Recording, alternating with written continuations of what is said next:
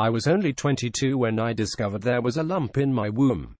The doctors put it down to a fibroid, a very common, benign, and more often than not harmless, lump of tissue. My symptoms, incredibly heavy, painful periods though, just kept getting worse and worse. It was only after having surgery for fibroid removal a year and a half after my initial diagnosis that I found out I had womb cancer. Advertisement continue reading below. Time and time again young women with gynecological issues struggle to get taken seriously by doctors, and take far too long to get a diagnosis. 21,000 women are diagnosed with a type of gynocancer per year in the UK, and unfortunately 21 of these women die every day. Early diagnosis is critical in improving outcomes for patients, which is why increased awareness of the symptoms of these conditions is so very important.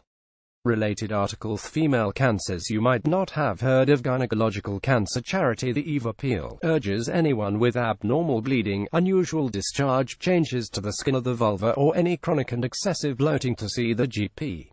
Although womb cancer is more commonly diagnosed in women over 40, women of all ages are affected.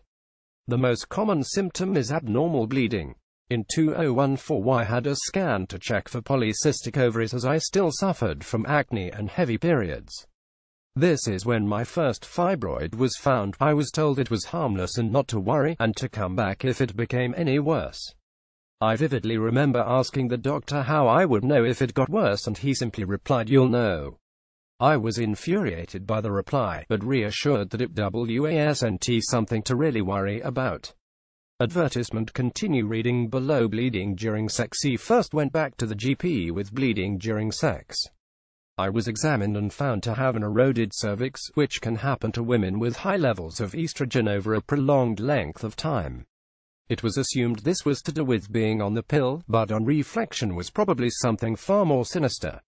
After this, my already heavy periods began getting even heavier, but at this point it was still easy to dismiss them as within normal range. But then I had an incident serious enough to make me step back and think something might be wrong. At the end of a plane journey I stood up and, perhaps from the air pressure, had a heavy and immediate bleed. My trousers were soaked to my knees and I was shrouded with embarrassment. I stood in the passport queue for 40 minutes with my coat tied around my waist, before one was able to retreat to a toilet, throw my trousers in the bin and cry. I hadn't been sexually active for several months, but the bleed was so heavy I thought the only possible explanation was that I had been unknowingly pregnant and suffered a miscarriage. It didn't occur to me to think of cancer. I was obviously too young for cancer.